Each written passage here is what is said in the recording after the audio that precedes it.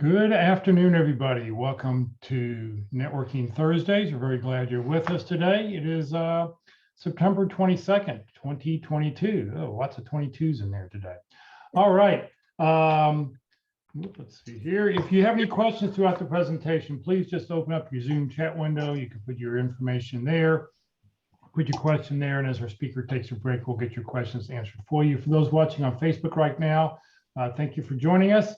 If you have any questions, please just put your question in the comment field. We are monitoring both feeds and we'll be sure to get those questions answered for you. Please note this event is being recorded. It's currently live on Facebook. The recording will be on the Career DFW Facebook page and the Career USA YouTube channel for others to view in the future. By participating in this event, you give consent for your name and picture to appear. Please note that any comments you put in the Zoom chat window will not appear in the recording. This is all about networking. If you'd like to put your contact information in the chat window, please do so you can network with everybody else who's on the call. You should reach out to everybody. Just say, hey, I saw you're on the call today on Thursday, on Networking Thursday. Let's connect on LinkedIn. So great opportunity to do that so you can expand your connections. Well, good afternoon, everybody. My name is Jeff Morris. Back in 2008, I started a website called careerdfw.org, a website to help those who are unemployed in the Dallas-Fort Worth area. In 2012, I started a second website, careerusa.org, to help those around the United States. I have written a book called What I've Learned About Your Job Search That You May Not Know. It's available on Amazon, or if you see me in person, I usually have copies with me. Since 2007, I've been facilitating and leading the North Dallas Plano Career Focus Group. We've got a great program coming up tomorrow morning, and I'll tell you about that at the end of this session. And since 2017, I've been a member of the Practice Interview Team. The Practice Interview Team is a great way to practice your interviewing skills.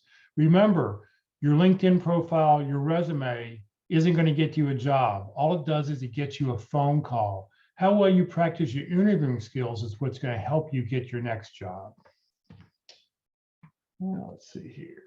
All right. Well, every session over the last 2 years, we've had a different speaker talking about networking. You know, networking is basically reaching out to somebody else you know, but everybody talks about networking from a little bit different point of view, a little bit different aspect. And so it's been nice to hear from all these different people about what it is they do. Today, Terry Goldfarb is with us. She's a networking relationship building coach. I heard her present on a meeting. It's probably been almost a year and a half ago, and it went like, oh, we got to have Terry come talk to this group because this is just great information. So Terry, thank you very much for being with us. I'll let you tell everybody about your background. Great. Let me just open the share screen real quick. So I had 8 years at Coopers and Lybrand in a business development role, and then went on to be hired by Deloitte to be part of a group they were spinning out called RGP. I was there 22 years as the Senior Director of Business Development.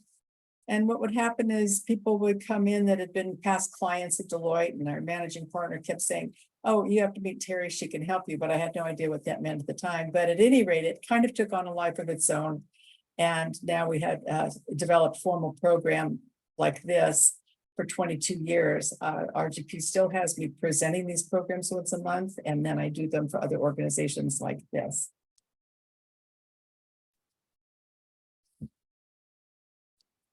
Sorry about that. Great. Please, we'll look forward to hearing your presentation today.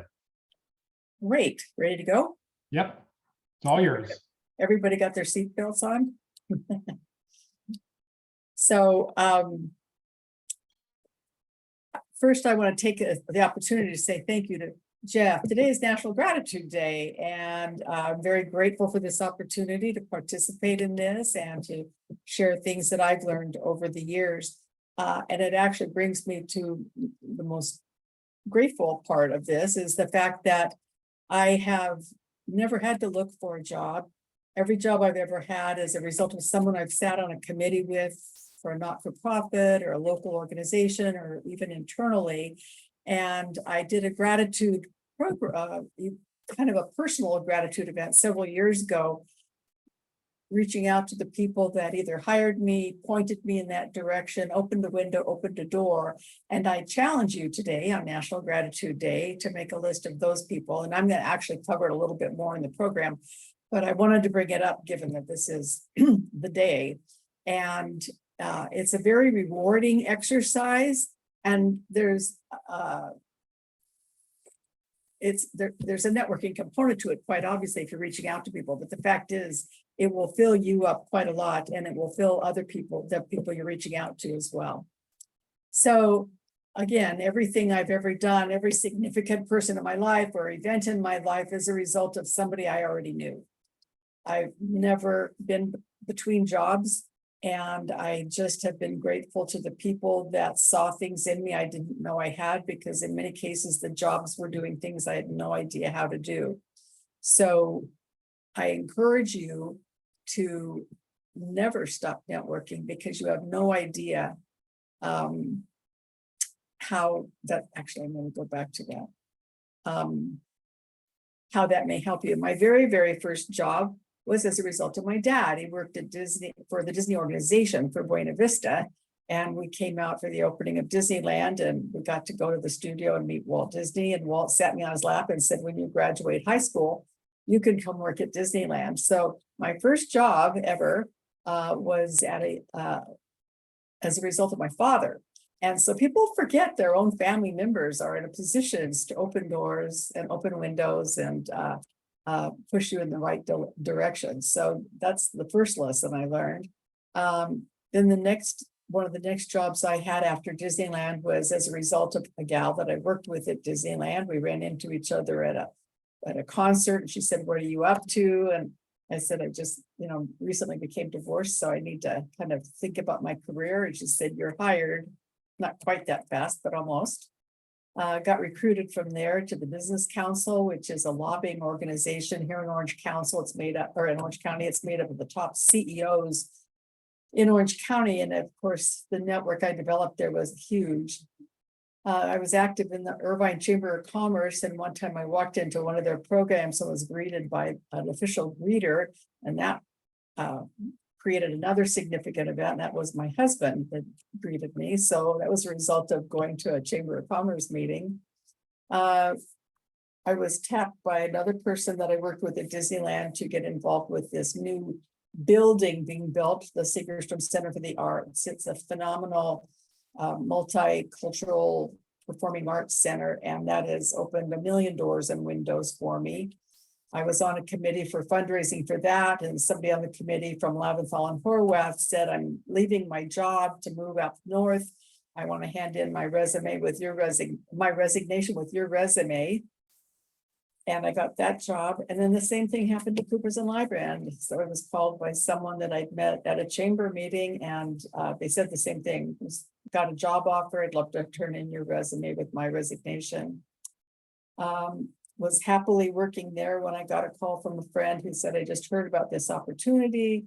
The CEO of the company wanted to know who would be a good fit." And I told him you, and I wound up there for 22 years. So, and I could go on and on about all the doors that it's opened for me in a million other ways.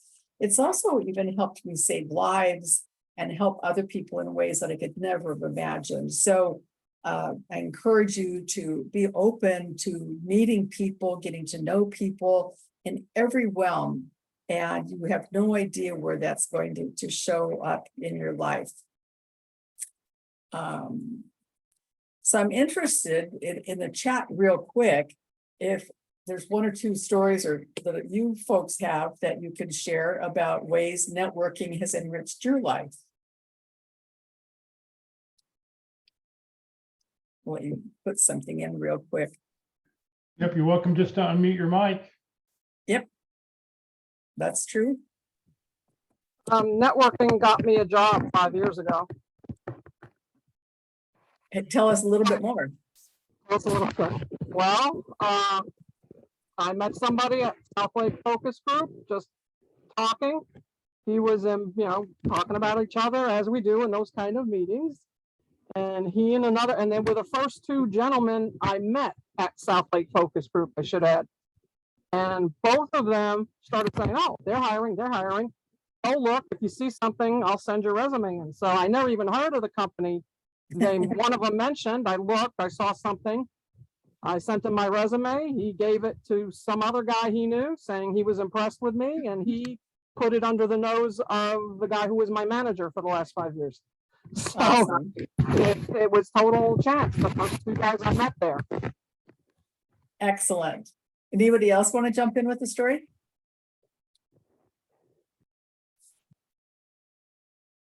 Nope. Okay. So networking, a lot of people kind of quiver when they hear the word networking. And so what I have found, most people's fears are, it's a terrible time to network, especially during COVID. I had a lot of resistance to networking during COVID because people said you couldn't. And I'm here to dispute that. They maybe said the job market was weak. Right now, it is not weak at all, at least not out here. I don't know what it's like there. People feel awkward reaching out to people. They feel like they're intruding on them or bothering them, or they don't have a strategy. They can't figure out, where do you start? And then there's other reasons that people have fears. I mean, people that are more introverted and so forth. So we're going to address these and hopefully get you over and past that anxiety so that you can embrace it and hopefully really enjoy it. We're going to discover our goals are, we're going to discover why you should be networking, how to overcome the awkwardness when reaching out to people, how to nurture the network and the relationships by compartmentalizing and annualizing, and then a little bit on how to develop a strategy. So basically unlocking the secrets to networking during or even after a pandemic. And I'm going to touch on it because we don't know what this winter is going to hold. And also the work environment's different now than it was before the pandemic. There's not as many networking events. Some people are still reticent to go out, and flu season's coming up. And so there's a lot of reasons why people are now doing way more on Zoom or staying home than ever before. So the trick is, or the secret is, you don't realize that people around the planet have been feeling very alone, very scared, very worried, very nervous, and reaching out to other people. You're basically opening the door and giving them an opportunity to connect. And so I encourage you not to be reticent about that, because you really are helping other people feel less isolated, less afraid, more involved, and recognized, and so on and so forth. It's a very powerful time to reach out to other people, and you won't have anybody not want to talk to you, because they are excited that you've thought about them, you've remembered them during this time period, because in many cases it's been years since we've seen people, and they really appreciate the fact that someone's called and said, hey, I was just thinking of you, and I just wanted to see how you're doing. That alone is going to score you. It will take you a long way, and people will want to help you as you get down the road of that relationship.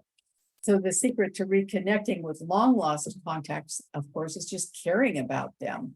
The secret to networking your way around a down job market is people want to help you, especially people that you know. People far more want to help people they know than people they don't know, and they in a much better position to do so. The secrets to developing and executing strategy is basically doing your homework. And we'll talk about that more in a moment.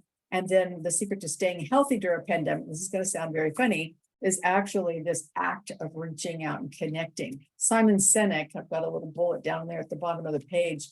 If you have never heard of him, he's got the top TED Talks on YouTube. And one of the top listened to TED Talk is about gratitude. Again, very appropriate today. And it's about the fact that when you express gratitude to other people, it actually, you release hormones that help you mentally, emotionally, physically. And when they receive the reach out, they release hormones that do exactly the same thing. And then ironically, and this is so fun in his talk, when you see their gratefulness for them, for you reaching out to them, you once again are releasing those hormones. And it's a little bit like a ping pong game, but it's a very, very healthy thing to do. And so if for no other reason, you think of it as like a vitamin, and it absolutely reduces isolation, stress, loneliness, and so forth. There's no downside to reconnecting with people. So the route we're going to take now is real quick. We're going to talk about networking in a little bit more depth. We're going to talk about the 3 premises and introduce you to the networking matrix that I've been sharing for years. Then talk about a very unstructured solution to networking, and more about maintaining and nurturing your network and the strategy. So I want to redefine networking. A lot of people have a hard time, as I said a minute ago, about the word. It just sends quivers down their spine. So I want you to redefine it. Get rid of the word networking and just think of it as reconnecting. I'm going to go reconnect with some friends. I'm going to go connect with some friends. You don't ever have to use the networking word again, ever. And if you hear it, just do an automatic mental substitution, because you really don't even need to meet one more new person. You already know more people than you'll ever have time to reconnect with, especially when I get through giving you all of this information. And it really is from this group of people that it's more likely your opportunities will come from, maybe not directly, but indirectly. You talk to somebody, they hear about something through somebody else, and they refer them to you, and that's how it happens. So whether it's colleagues, neighbors, committee members, family, people you went to college with, people you hired to provide services to your company, it doesn't matter. They're people that you know. So we're gonna, again, it's reconnecting. Just put that word up on near your monitor, and just so you remind yourself day after day that you need to reconnect with people. And you'll find that your networking, or your reconnecting activity will absolutely take off and blossom. So why connect with old friends, neighbors, family, and colleagues, and others? Basically, you have a history with them and a bond. So they already have warm, fuzzy feelings towards you, and obviously you towards them, hopefully. So there's none of that dating time that you have to deal with. You have a relationship, and people are going to be very open to a call, an email, a text, or whatever it is. You have shared experiences, and those are the most fun things to reconnect with people on.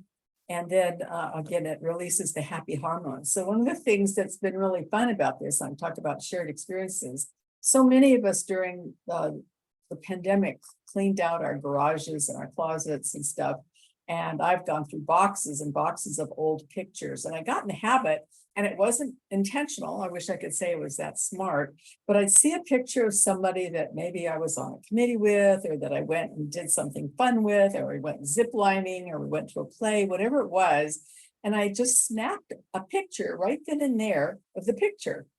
And then I sent it to them right then and there. That person responded with, "Oh, wow, how fun to hear from you." And all I said in that email was, or that text was, "Look what I just found. I just was thinking of you. How are you doing?" That's all I said. And it elicited this great response. We wound up having a great conversation and caught up and connected. So I've been doing those as a result a lot, because I'm still going through boxes of pictures. And I sent one last night to the general counsel of a major company, and I hadn't seen him in 25 years. He sent a note back going, like everybody else does, "Wow, good to hear from you. I can't even recognize myself." But it has fun responses, and people love receiving those kind of pictures. So it's the easiest way in the world to reach out to people. So go through your pictures and just start sharing them with people. I don't care if it was a week ago, a year ago, or a decade ago. So one of the things, this is probably the easiest exercise in the world. You don't have to do it right now, but I encourage you to do it right after the program. This is a great starter list for your activities to get out there and reconnect with people. Just write down 2 or 3 of the people that were your best friends in college. Who was your favorite neighbor, whether it was growing up or last week? Who was your favorite boss or employer? And it could be anywhere. It could be your first boss, or it could be the one you're working with right now. Who was a role model for you? Maybe they know they were a role model. Maybe they don't know that they were a role model. Maybe it's somebody that you've never met, but you just admired. Maybe it's somebody that you've worked closely with. Doesn't matter. Who helped you the most over your career? Was it a mentor, a coworker, an employer? Write down that person. And then who referred you or hired you or gave you a promotion in every job you've ever had. So go through your resume and just write down the names of everyone responsible for every single job you got. And whether it was just the hiring person that hired you, even if you didn't know them before, but they did hire you, or whether it was somebody you knew prior to that, opportunity. And then reach out to those people. Again, today's National Gratitude Day. This is a chance to reach out to every one of these people and say, and as far as I'm concerned, you can say it's National Gratitude Week or month. You can milk it as long as you want, or you can just say, I just have, going through a gratitude exercise, and just tell them, I thought about this category, I thought about you, and I wanted to thank you for making a difference in my life. And that will release so many happy hormones. I cannot tell you. People will be so flattered and they'll be so touched that after all these years, or even at this busy time now, whatever it is, that you took the time to acknowledge the difference that they made in your life, regardless of how small you think it is, it's big to somebody else. And so if you did nothing else but this exercise, it will provide you with some wonderful activity. Any questions about that particular exercise? And again, you can do it after the program. You don't have to do it now, but I just, the fact that it's National Gratitude Day is really appropriate. So what are the most important skills for networking or reconnecting? And if you'd like to quickly shout out a couple of things that you think are important skills to have, I'd love to hear what you think they are. Anybody want to take a stab at what some of the skills are important for connecting with people? No? I'll jump in with one, Terry. Okay, thanks, Walt. Being other directed and putting them first before yourself. Exactly. That's a very good one. Thank you so much. People think that networking or this activity is important so that you can ask them for something. And the fact is, the number one rule or recommendation for this type of activity is to give something first. And we're going to talk about that. Here we go. Being authentic is really important, and really listening with intent, so that, and showing that you're listening is really important. Caring is, as you said, is really important.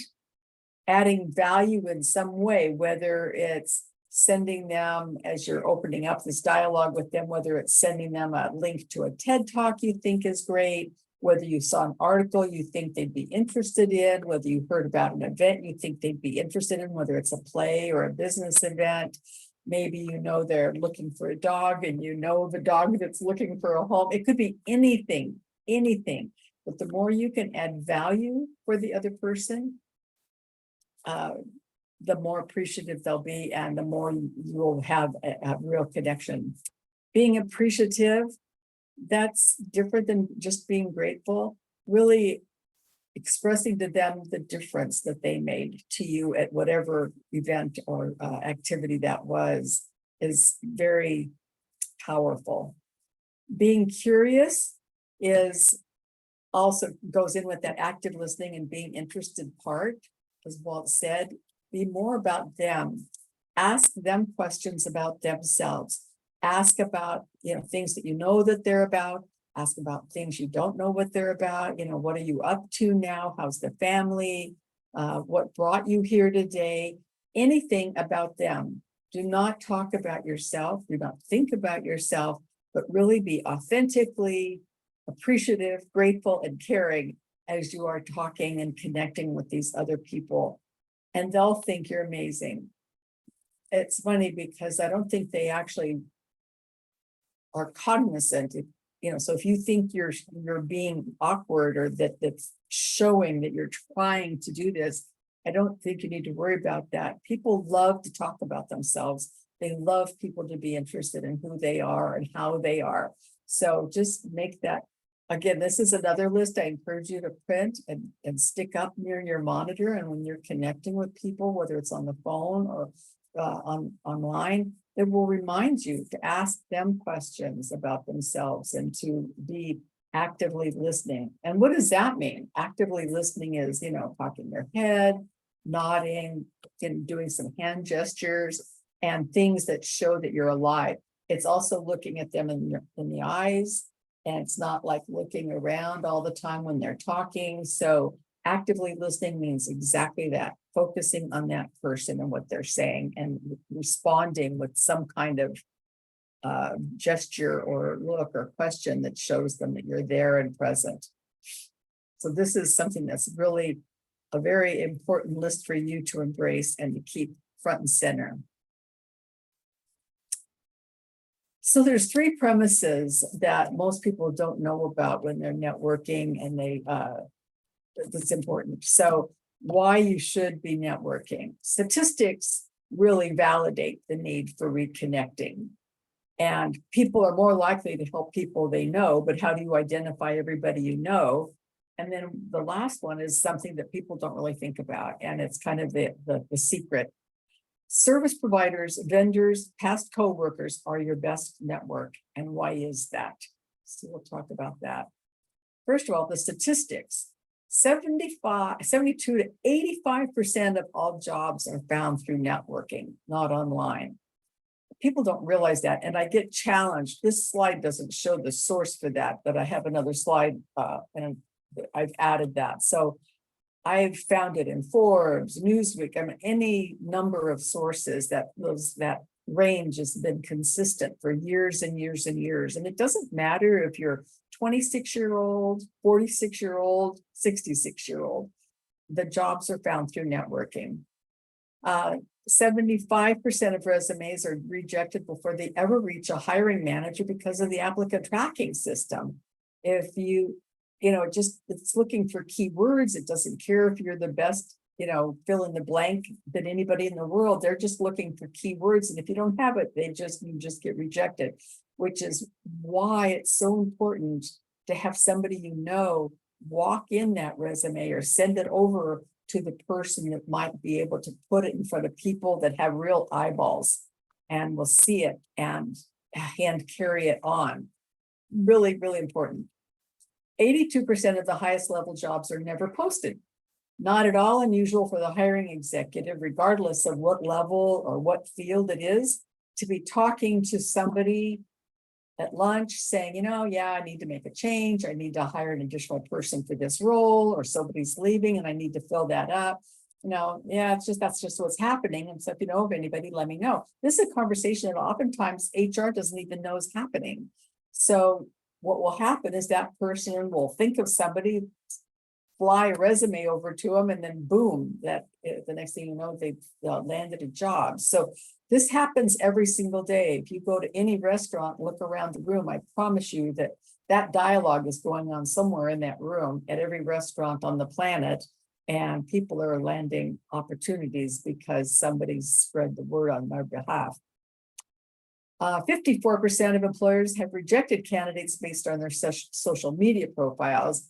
I'm hoping I'm not talking to anybody here that's happened to, but that's a real problem. See, I know that the world's become highly political and people are posting things about their opinions, and I encourage you not to do that.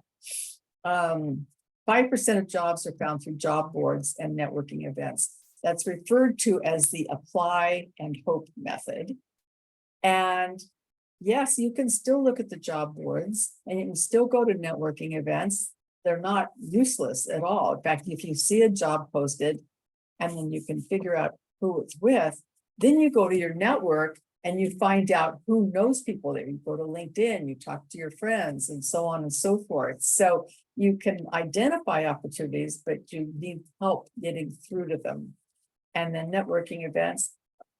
There's always going to be people that you'll connect with, but the fact is, it's a crapshoot. You walk into a room, you don't know who you're going to meet, you don't know if they can help you, and that person doesn't know you. They're there for the same reason you are, to get business or to get help from somebody else. So it's just not the best method, but it doesn't mean that it will never happen for you there.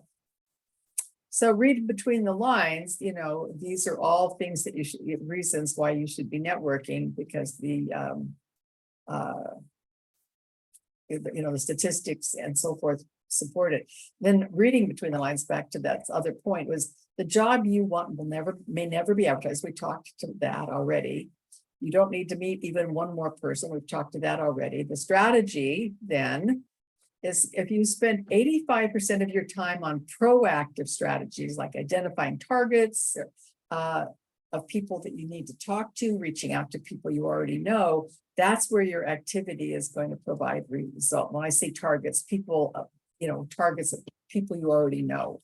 And then spend the remaining 50% of time on things like searching online. But this is the strategy that will prove much more valuable to you, as opposed to just feeling like you need to go to networking event after networking event, or call people you don't know. And so it has proven itself time and time again.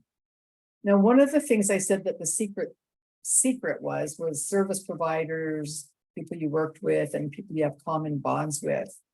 But the trick is, I told you that you don't need to meet one more person, and that you don't know how many people you already know. This exercise is going to prove to you how many people you know, and it's going to help you identify and surface these people, and then we'll apply the strategy to getting in front of them. So service providers and vendors are hugely important. They are the trusted advisors of management. So who am I talking about? I'm talking about the accountants, the attorneys, the insurance people, the commercial real estate people, the services or facilities people, anybody that services or that's paid a money to take care of something in your business, regardless of what it is. I don't care, and maybe you haven't hired them, but maybe the company has, but you interact with them. So the service providers are really important, because it's their business to know what's going on in the business community. They know everybody. They have huge networks. They are all very active networkers. People don't realize that. And they belong to very, very tight networking groups themselves. And they meet all the time, probably once a month. And what happens in those meetings is they share stuff about what they're seeing in the marketplace, locally, regionally, globally, it doesn't matter, but they all have reasons to share what they're seeing, so that they can all have their thumb on the pulse of what's happening in the business community or the business world. But what happens every time these groups get together, one of them will say, hey, my client ABC company is looking for a fill in the blank. If any of you know anybody that might be a fit, let me know. Or they might say, my former client at ABC company is looking for their next opportunity. That company got acquired, so that person is in transition, and they are a great fill in the blank. If you know any company that could use somebody like that. This is what happens among these people every day of the week. And they know where the opportunities are. They know who the buyers are. They know who you need to know. So make sure that you identify these people, either that you have relationships with, or that your first degree relationships have relationships with, that can plug into them, because they know where everything is happening. Then direct reports, colleagues and superiors. Once again, these are people that know you, that have worked alongside of you. They know what your strengths are. They trust you, and they want to help you. And then other people with common bonds could be company alumni, college alumni, your religious organization or philanthropic groups, trade organizations, civic, or anything you do for fun, whether it's biking or golfing or bowling, gardening, doesn't matter. And your kids and neighbors. We're going to talk specifically about some of this. So that leads us to the networking matrix. This is an extremely time-consuming project, but it's going to give tremendous rewards to you. So the way you actually utilize this, and there's 3 pages, it goes down to 3 screens, is you take your resume, you print this matrix out, and then you have a letter tablet all in front of you. And this is just used as a GPS system. You're going to kind of go across the screen and then look at the categories, and then you're going to write the information on the tablet. It's a brain dumping exercise. It gains momentum as you start doing it. I tell people, actually, I implore people, lock your cell phone in another room. You don't want to be interrupted because you start getting the momentum going and you answer the phone or you decide to look something up and you're going to lose it. And this is too important because you're going to get gems out of this. So you're going to look at your resume, and where it says ABC Incorporated on the matrix, that represents the last company you were at. So on the tablet, you're just going to write the name of the last company you were at the top. And then these blue categories, you can change those to reflect whatever line of work you in. These reflect the types of people you interact with in your role, in your job. It may be all, the public, maybe you're in retail, or, you might be an artist and it might be buyers. So this is going to be different for everybody. I put a lot of different categories here, but again, you need to kind of fill these in with the types of people you interact with. So that will be helped by this exercise down the left. So under ABC company that you've put down on the tablet, you have, hopefully, if your resume is like most people's, you have some bullets that listed your accomplishments and skill sets. So let's pretend that the very first bullet under ABC says that you helped with acquisition due diligence. Well, you didn't do that by yourself. You probably had an accounting firm help you. You probably had a banker helping you, attorneys helping you. You had people reporting to you or that you're reporting to when you just did that one bullet. So you write those names down. Then maybe the next bullet said you integrated that acquisition. Well, you work with totally different people. If you're integrating an acquisition, now you're maybe consolidating real estate properties, you're consolidating benefits, and you're having to, coach people out, anything, you don't know, maybe you're hiring, it just doesn't, whatever it is, it's going to be different people than you interacted with here. And then you help the company go public. Well, guess what? You probably had to bring in a different partner from the accounting firm, a different partner from the law firm, and so on and so forth. So you working with different people for every single bullet on your resume. And if you isolate it bullet by bullet, and a trick that I learned is shut your eyes. Picture who sat around the table, who sat across from you at your desk, who was in the meeting room when you were working on this. And that will help you think of people. And do not prejudge. Say, oh, that person can't help me, or that person's no good. I'm going to tell you some stories that's going to absolutely dispute that. But this is, oops, sorry. Whoop. Yeah, sorry. That's going to just have no idea who's going to hear of that one piece of information that's going to make your life easier. So don't prejudge. So then you go to the next company that you worked for, DEF company, and the same thing, you go bullet by bullet, go through your entire resume. Now, some of you might be kind of senior and you think, oh, 30 years ago, that's not going to happen. Well, I'm going to tell you it will happen. So don't prejudge. Just put everything down. If you want to prioritize people in order when you start reaching out to them, that's fine. But don't assume somebody from 20 or 30 years ago is not going to want to, might hear of an opportunity for you or have a suggestion. So don't prejudge. That's big rule. Then you look down at the trade organizations.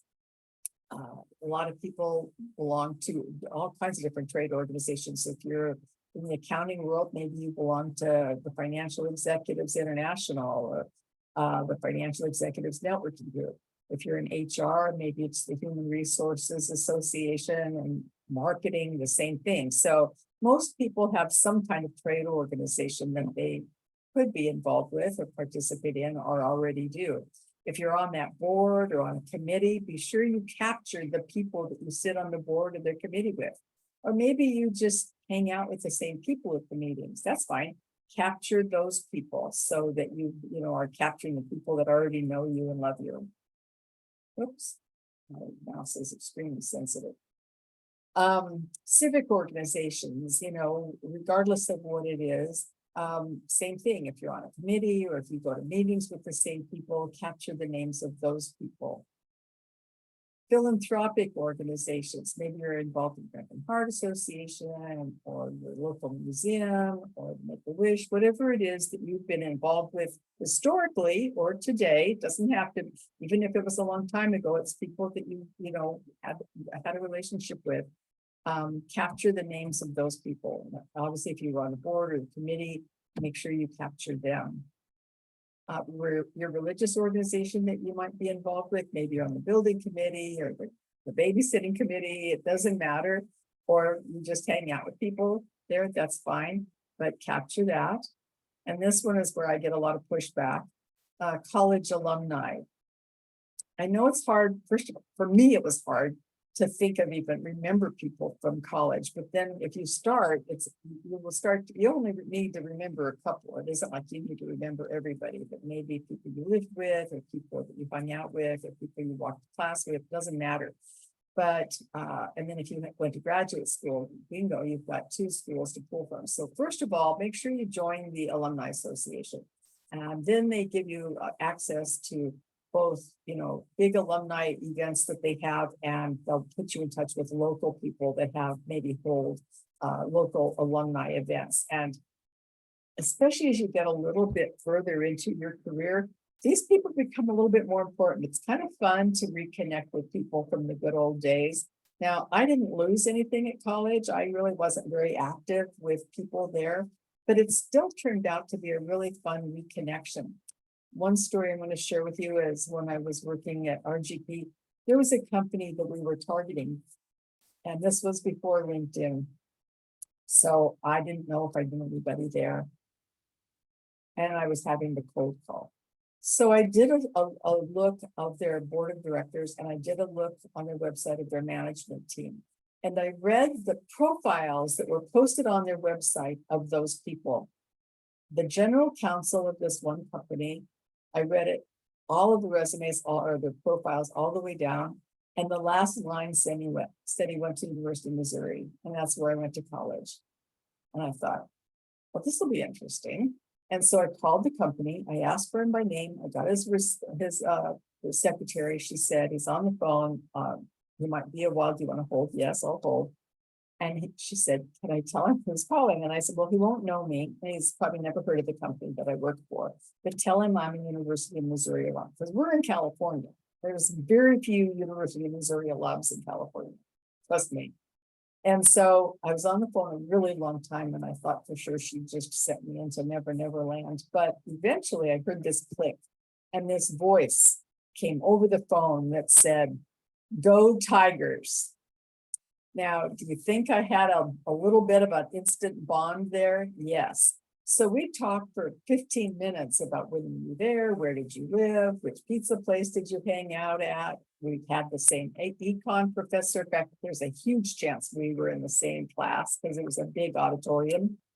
And then he said, what can I do for you? And I said, I'd love to bring my team in to meet you. Because if you don't know who we are and what we do, you'll never call us. He said, okay. It was the easiest appointment I ever got. I walked in, I extended my hand to shake his hand, and he gives me a hug. We sit down, he talks to me for another 5 minutes, all about Missouri, ignoring the others. And then finally he looked at them, he says, okay, tell me what you got. It was a great meeting. He became a client, and to this day, he's a friend. And I didn't know him in college, and now he's a friend. So go figure. But these relationships are bizarre. I wish I could explain the chemistry that happens, but people love that connection. And so just find anything to connect on. Another friend of mine here, a CFO here in town, went to his college alumni event back at Wharton, one of the big schools back east. And he was meeting people, and he met this gentleman who had been in the Disney organization at Disney World in a key finance role.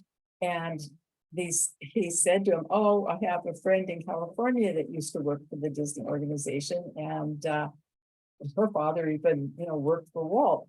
And this guy said, "Wow, I've been in the organization, 15 years, and I've never met anybody who actually knew Walt Disney." And so he said, "Well, I'll introduce you to her. And oh, by the way, she coaches executives in transition." So he did an email introduction and then told me to send this guy the picture of me with Walt. And I did, and we connected, and we talked to each other on the phone. We talked, about people we might know in common at the Disney organization today, my history with the organization, his history with the organization. And I wound up coaching him on, finding his next role. Well, one of the things I told him, since he wanted to stay on the East Coast, was to go back to the alumni organization, make sure he joined, and to, start connecting with some of these people, because a lot of them are still on the East Coast. So he did that, and in 6 weeks, he connected with somebody who gave him a lead, and he wound up in a senior VP role and stayed on the East Coast. That was because he went to his alumni organization. So I'm telling you, these are real stories, and I wish I'm not that clever to be able to make them up. Company alumni, a lot of companies have formal alumni programs, and if they don't, form your own. I have a fun story. There's a gentleman who was the CIO of a big multi-billion-dollar company out here 25 years ago, and he had big teams of people that they were young, and they worked for him for a couple of years on different projects. And then he left and went to other companies, and this is 25 years later. He's finds himself in transition, and he came through this program, and he identified people that he had on his teams a long time ago, and decided just to send out an email to them and said, "Let's have a reunion. Let's meet for pizza at, ABC Pizza Place." So they did. And that night, one of the gals who had been very young when she was on his team, and guess what? 20 years later, you forget they grow up, and you forget they have their own networks, and they have their own careers and their own connections. So you have to get the picture you have of them from a long time ago and bring it to the current time. She said, "Guess what? Tomorrow I'm going up to LA and having lunch with Bob." And he said, "Well, tell Bob hi." He hadn't talked to Bob in years himself. And so the next day she said, "Oh, guess what? Jim had this pizza party last night, and he said to tell you hi." He said, "What's he up to?" He said, "Well, he's actually looking for a job, his next job." So he asked for his contact information, and when she left to, go back home, he reached out to him. And they got together several times for lunch and wound up hiring him. This was 6 years ago. It's one of the largest CIO jobs on the planet. And it's because of somebody who was way junior than him, and that he had reached out to during this process. So again, these are real stories, and I encourage you to take them to heart. I was on a fundraising activity for our Segerstrom Center for the Arts. While it was being built, there were these fundraising groups all over the county. They were doing everything from having bridge games and raising money to bake sales and raising money. And we had a young professionals group, and we decided to put on a elite triathlon. Now, none of us had ever participated in a triathlon, but we hire a company to do the logistics and guide you through it. And as a board and as a committee, our job was to raise the money for it through sponsorships. So this group became very cohesive. We wound up working very closely together. And of course, the day of the triathlon, we had to be there at like 6 a.m. to lay down cones and tie off the track and all this stuff. And we had promised the city that we would have, that was the course was on, that we would leave it the way we found it. Well, that day was the hottest day of the year. It was 110 degrees in Mission Viejo that day. And in the morning, when we got there at 6 a.m., we found out that the trash disposal people went on strike. So no one was going to be coming when the event was over to pick up the paper towels, the plastic bottles, and all the crap that gets laid on a course during a major event. There were 2,000 people there. So we, 30 of us, had to walk that course afterwards and pick up every plastic bottle, every paper cup, every paper towel that was all along the track. It was so hot out, we actually looked like we just walked out of a lake, but we didn't. But we sat down at the local pizza place afterwards, and of course we were exhausted, just hideous looking. And we started laughing, one of those laughs that you can't stop. You know, you just start laughing and you're just crying that you're laughing so hard. A very bonding opportunity.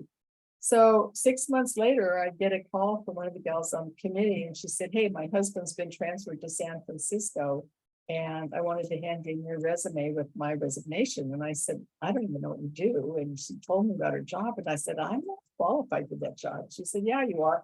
She said, "I worked alongside of you for 2 years on these triathlons, and you have all the qualifications that are needed. I can teach you the rest. I'll be here for a month overlapping you, and you're the right person."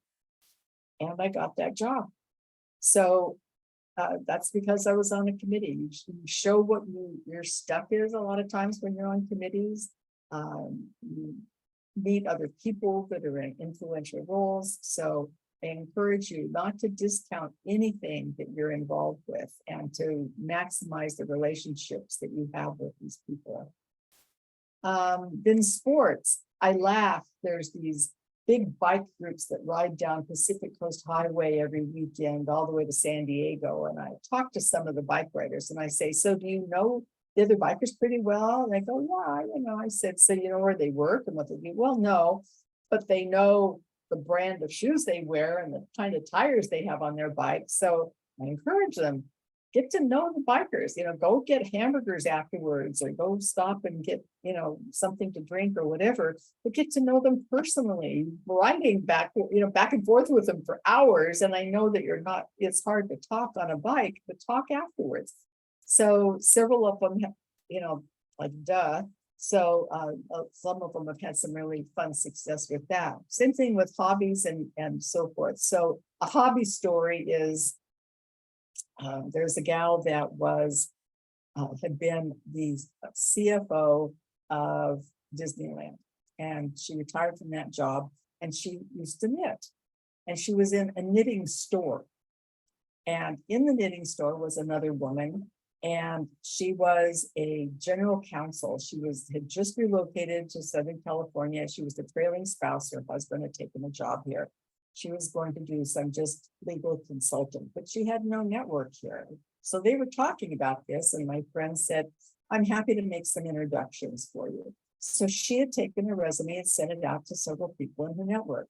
I received that email, and that day, as I'm opening this email, and timing is everything, a gentleman walked by in front of my office, and I called him in. That was his first week at our company, and he was launching our legal services consulting practice. I did not know for sure what the profile was of the consultants he was going to be looking for, but I showed him his resume and he said, "She's spot on." She was our first legal consultant. We put her out immediately on rolls. She was busy for several years. And then our own assistant general counsel went out on maternity leave. We brought her inside and she was our AGC for a period of time. Our general counsel got promoted to CEO. That person is now our general counsel. And that's because she was talking to somebody in a knitting shop.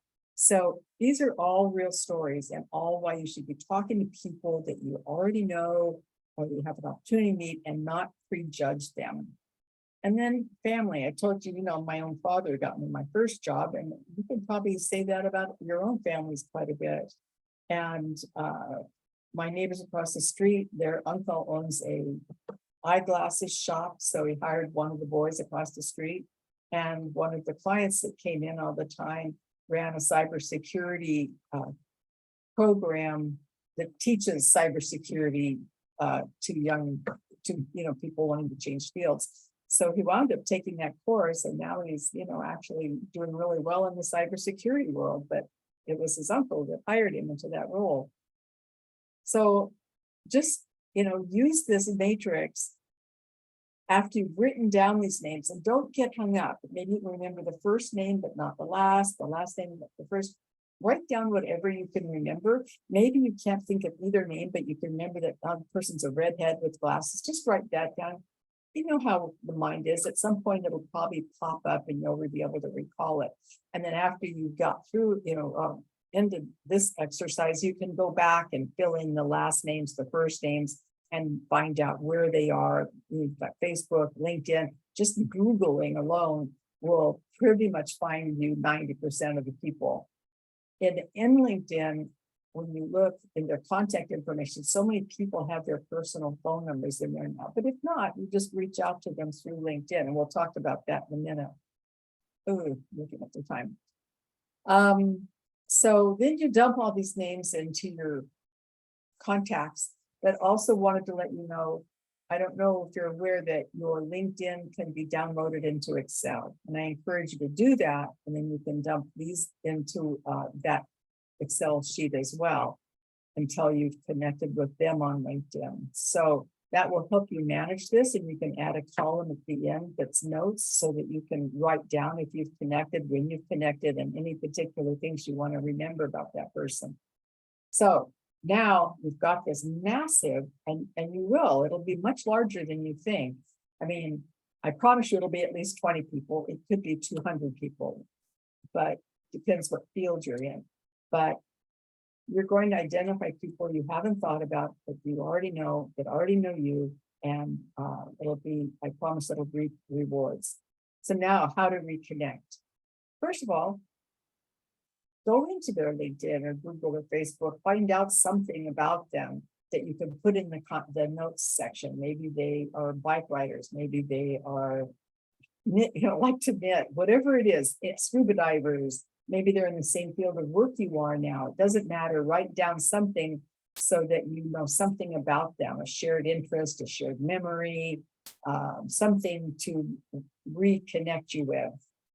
And then send them something, send them a TED Talk or a link from a picture from your past, like I was just talking that I've been doing, or maybe somebody you think that they should meet because they're in a field that somebody is in, and maybe they could help each other. And all you have to do, if you don't want to even do any of that, is reach out to them and say, I was just thinking about you. I just want to know how you're doing. You don't need to say anything else, and they will probably get back to you. If they're one of the people that was on that original sheet that I was talked about, that maybe, helped you find a job or whatever, this is the time to say, I thought about you and wanted to thank you for the difference you made doing X, Y, Z. And this is, a thank you note. So what you don't want to do is you don't want to say, I'm looking for a job. Can you help me find a job? Can you introduce me to this person? Do not do that, and don't have expectations. You've got to be on the giving end, the reconnecting end, the authentic, caring, grateful end. I promise you, when you engage in a meaningful conversation with somebody, they are going to say at some point, what are you up to? What are you doing now? And you don't need to blur it out. I'm unemployed looking for a job. You say, oh, I've got, 3 kids, 2 of them are in college. I'm living in XYZ now, and catch them up on things that are not job related right now. And then you can talk to them a little bit more about the career part, but don't leap at the opportunity to tell them that that's why you reached out to them. Really try to be authentic and caring. So this is the strategy here that will serve you well, no matter what you're doing and what it's for. Then the unstructured solution, the matrix was very structured, and it will take you a long time. And I encourage you to set aside a few hours a day until you get pretty well through it, and just tackle it. Because once you've started it, once you've tackled it and actually start working it, it will reap rewards you won't even be able to stay in touch, stay on top of. But Then you talk to anybody, you have no idea. I told you about the knit shop story, and I laughed. Virtually everybody goes to a barber shop or a beauty shop, gets their hair cut, their beard trimmed, or whatever it is. And those people are doing other people that are probably in fields that might be interesting to you. So let the people that cut your hair know what you're doing. Let them know you're looking for a job, and you're looking for people that might be in this industry or that industry or this field or that field. You have no idea. And don't prejudge these people. And it's easy for you to think, oh, beauty shop. Well, my husband's best friend was a female barber. She only did men. She only did executive men. She only cut hair for executive men. And her own husband was the chairman of the board of a local bank. You cannot prejudge people. You have no idea who people are and who they know. And we talked about fledglings, the people that were younger when you were younger and now have grown up and become their own successful self. Incumbents, and you think, why would I reach out to an incumbent that's in a job that I want? You don't know what's in that mind of that person. Maybe they know they're being moved to Southern California for a different role. Maybe they know they're getting ready to retire in a year. Maybe they get calls from recruiters saying, we're doing a search for someone that looks like you. Are you interested? Or do you know anybody that might be? And the recruiter is hoping first that the person will say, I might be interested, but if they say, no, I'm not interested, but I know somebody that you might want to talk to. And recruiters are hoping for that kind of a reaction. So you want to make sure that don't leave someone that's in a job similar to what you want off your list, because they are the ones that get the calls from the recruiters. We talked about the committees, so don't prejudge people. And then how do you stay in touch with these people? First of all, you've had to identify who they are. Then you have to do the reach out, and how do you do that? Then you have to, this is also part of the reach out, but it's also part of the compartmentalizing, annualizing, and keeping in touch. I do things with groups of people, and it's so much easier to keep in touch. My Coopers and Librarian people, I organize a pizza party every year during lunchtime. Everybody pays their own way. They chip in a $20 bill, and we have pizzas and salads. Everybody reconnects. People connect on jobs every year, even not when they're looking for a job, because everybody knows what they're cut from. They know what their skills are. So that's every year. I have the same flyer. All I do is change the date, copy and paste the emails, and send it. It takes 5 minutes. I have several neighbors that come over for ice cream several times during the year. They always say yes when I invite them over for ice cream, and several toppings, some of which are adult-oriented toppings, like just like Grand Marnier, or what's the cherry, anyway, the fruity kind of liqueur toppings. They love the adult toppings. I've had bake cake breaks in the summertime. I'll just decide to make some cupcakes, and I send an email out to some of the neighbors and say, take a cupcake break at 2. And next thing I know, I've got 15 people in my front yard. Invite the people on either side just over for a glass of wine. It doesn't have to be complicated, but if you think of it like neighbors, people I've worked with, whatever, and do something on some kind of a regular basis, whether it's once a month, once a quarter, once a year, it doesn't matter, but you can do it easy by having the emails ready and developing this spreadsheet with email addresses and so forth. It makes it very, very easy. Maybe the people you went to college with, you do what's it called? When we're back, in the back of the car, the barbecue and stuff before a game, or you have people over to watch a game. Great opportunities to get together with people that you went to college with, or that went to the college you went to. You don't even have to have known them. I have a bunch of sorority gals that we do a spa day every year, and the only requirement is that we make sure we meet for lunch, in the restaurant at the spa, and then everybody schedules their own, services either in the morning or the afternoon. Everybody looks forward to that. Same thing, same flyer or email, and I just change the date, copy and send. And then the pizza parties, well, that's the, like the Coopers and Lybrand one. So there's all kinds of things you can do. You can have a game night, you know, you can have a sports night, you can do a barbecue. I walk a lot. I love to walk, and I have all different kinds of people I walk with, and I have a list of all the people I walk with, and I'll invite 2 or 3 people to walk. They don't necessarily know each other. They love meeting new people. And I, you know, I pair off people that would, you know, probably enjoy one another. Hiking, same thing. So these are all activities that you can do, and they're fun. And you are, you know, adding value to all of these people by bringing together other people, and you're the one pulling them together. So you are giving them a gift, and you're not doing something distasteful or that you don't like to do. Then you have to maintain and nurture this, or, you know, all of this stuff that you've been doing. So emails and texts, just was thinking of you.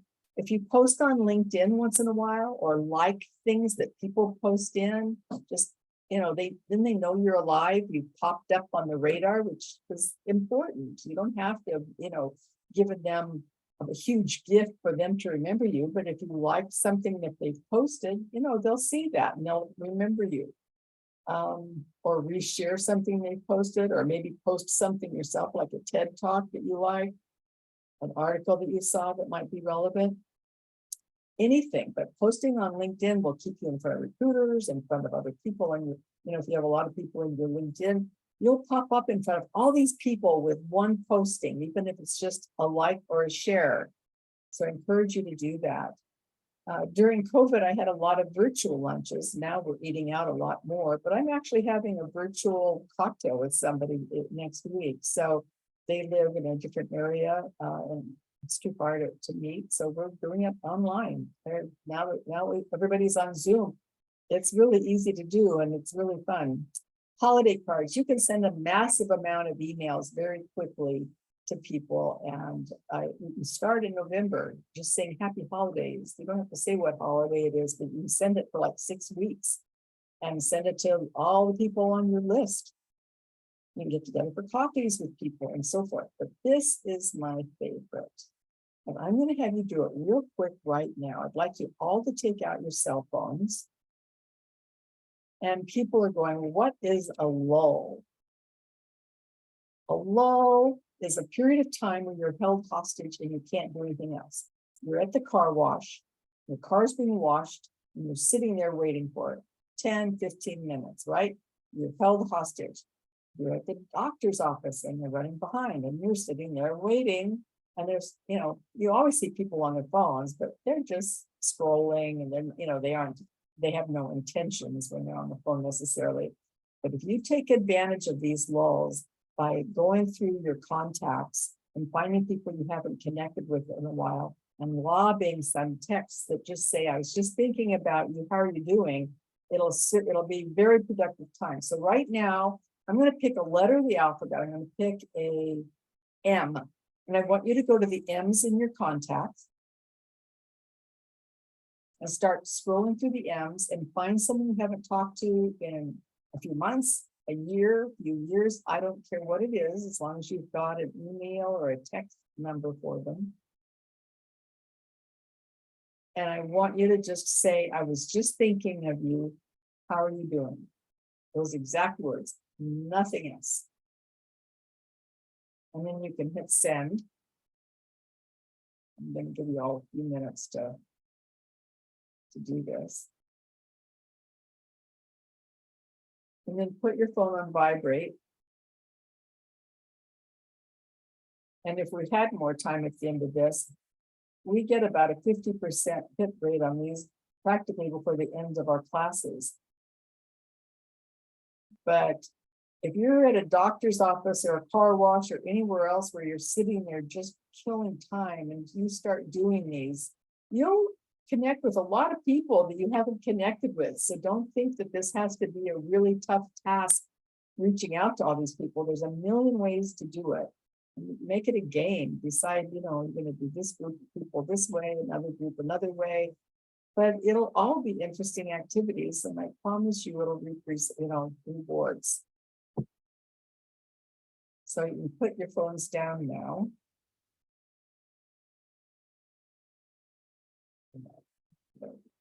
So managing your contacts, now you take all of these names that you came up with, you download it into Excel, you can add it to your LinkedIn contacts and doing the same thing. I think I've added all of this already. I think I've already said all this. Okay. So the strategy. So one of the things too is when you do start talking to people about, what you are looking for, and of course that's, at the appropriate time, do be specific. Sometimes people are way too vague about what they're looking for, and you make your contact have to think for you. And you don't want to do that. Be really specific. I'm looking for a, COO role for a company that's between $300 and $500 million. That's in the technology space. That's growing or on an acquisition trail. Something that gives them keywords, because you don't know what word they're going to connect with. They're going, oh, acquisition. Oh, I do know some of those for companies doing acquisitions. Well, they're probably about that size. I mean, you can see how they're going to start thinking. It'll give them words where they can think of companies, and then follow it up with, that same information so that they've got it to think about as they start going through their own days.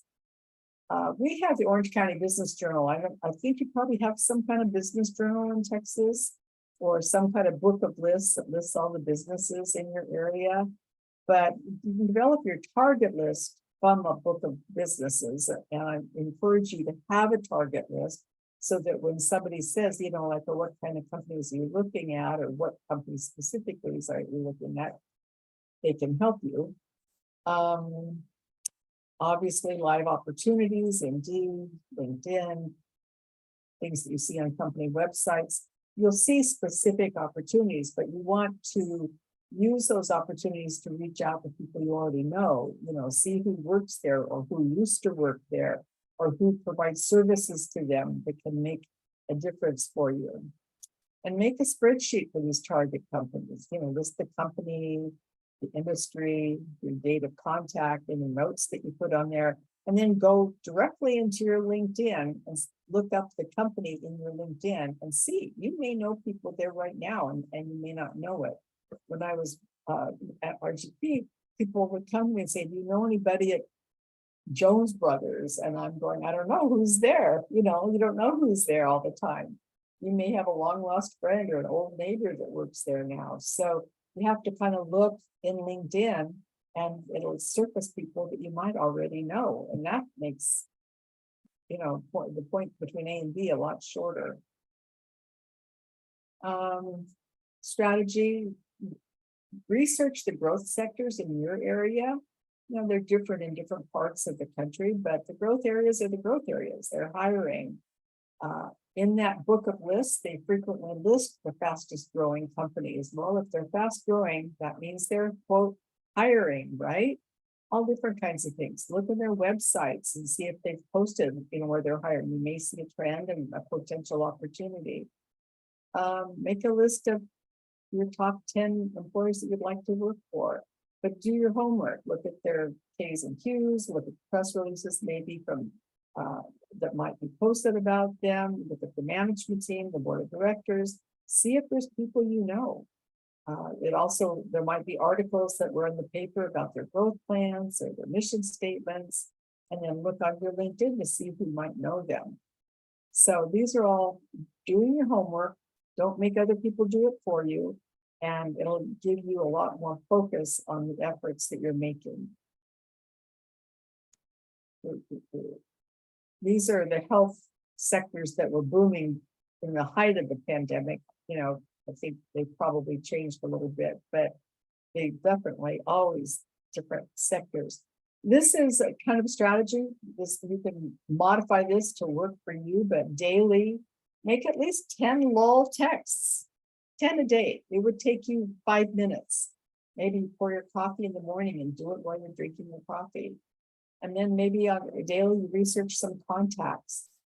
Weekly, reach out to 2 to 4 people from each of the different categories on your matrix. Again, all you have to do is send something that says, just was thinking of you, how are you doing? I mean, if they reach back out, they'll say, what brought up my name? You can say, I was just looking at a list of people I used to work with and your name popped in my head. And then weekly post something or reply to something on LinkedIn. Monthly, plan 5 different little gatherings, virtual or not, from that list of things of ways to get together with people. Sundays, this is a day to actively practice gratitude. Think of who made a difference that week, this past week in your life, and send them a note saying, thanks for what you did for me this week. It was really appreciated. It doesn't have to be a long letter. It doesn't have to be mushy. It can be quite simple. And you might just keep a running list of the things you're grateful for. It's actually a very nurturing and healthy kind of exercise. So I encourage you to do that. And then don't ask for people's help because their eyeballs roll back in their head. They go, oh, here it comes. But ask them to coach or advise you. It has a whole different context and it just feels more engaging. Also, I just always love to point out about Zoom, make sure you've got good lighting and they can see your face and that you're looking directly into the camera.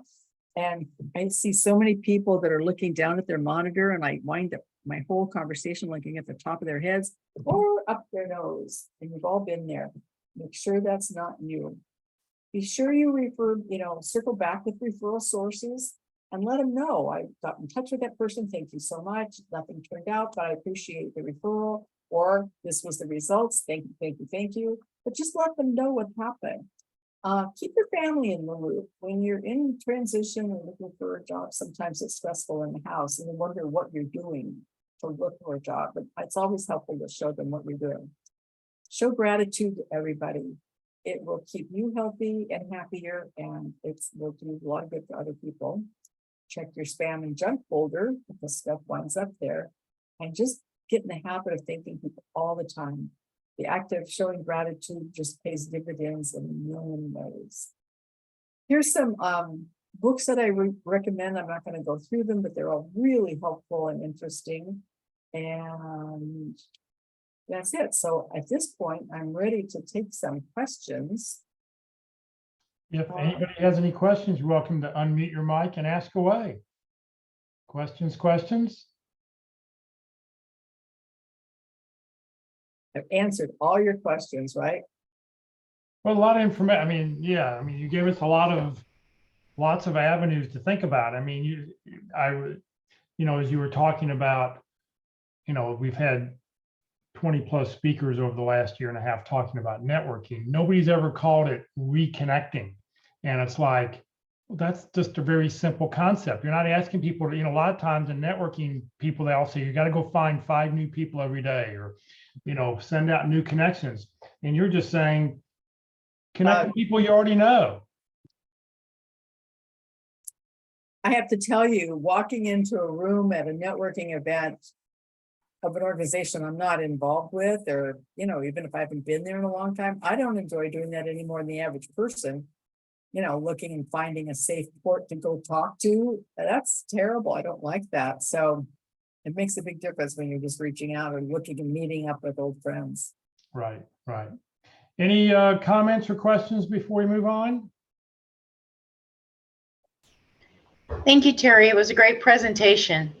Thank you so much. I appreciate that. And I see the comment from Rosanna about checking out RGP. Yes, I encourage you to do that. They have offices all over the world. They put people out on short-term, long-term, every kind of assignment you can imagine. It could be something as easy as a backfill or part of a huge team implementing a huge, effort. So they have all different kinds of all different areas, and they have offices in most major cities and, like I said, all over the world. So. Well, very good. Well, Terry, thank you very much. Well, as you can see, I have rebranded Networking Tuesday, Reconnecting Thursdays. So I have to take a picture of that. Nobody, you hear these things and you just go, oh, I never even thought. I mean, yeah, it's just a great, simple context. So for the rest of today is Reconnecting Thursday. Go out and connect with people that that out there. So Terry, thank you very, very much. Career DFW, Career USA, we're putting on training 4 days a week. Please join us tomorrow morning at the North Dallas Plano Career Focus Group, the psychological impact of being unemployed. Being unemployed is no fun. It's hard. It's stressful on you, your significant other, people surrounding you. So come join us. This is a presentation that was done about a year ago, and it's really got some valuable information to think about. So come join us tomorrow morning at 9:30. Next Tuesday, our LinkedIn presentation will be with Kurt Vondermatter, LinkedIn from a recruiter's eye. He's a retained search consultant. He's going to show us what the recruiting pack, the full-blown recruiting package from LinkedIn looks like and how he looks for people like you. Next Wednesday, for Interviewing Wednesday, analyzing the job description. That'll be with Mark McDonald and Walt Glass. And then next Thursday, being the 5th Thursday of the month, I'll do a presentation on successful job searches. Focus on these 4 areas. So the 4 areas that I think you need to focus on. And I'll be doing that presentation next Thursday at 1.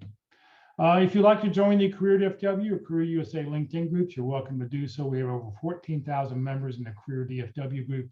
You do not need to live in the Dallas-Fort Worth area to join that group. This session has been recorded. It will be on the Career DFW Facebook page and the Career USA YouTube channel. Please follow us on Facebook. Please subscribe to our YouTube channel. We'd really appreciate it. On the YouTube channel, we've got over 400 videos, but if you click on playlist, it knocks it down to 7 different lists for you to go through. Look for the networking list, and instead of clicking on the video, down below where it says view full playlist, that red arrow is, click on that, and up will come a list of all the different dates and topics and titles and who's been presenting on there. So it's a great way to go back and watch any video on any of the subjects that you need to refresh yourself on. If you're not receiving emails about our workshops, you happen to find out about us on the website, just go to, you can join the Career USA mailing list by going to Career USA, the +sign subscribe at groups.io. This is a great way to, every day you'll get the topic of the day, the title of the day, and most importantly, the Zoom link of the day. That way you can join us, just real easy, open the email, click on the link to join us.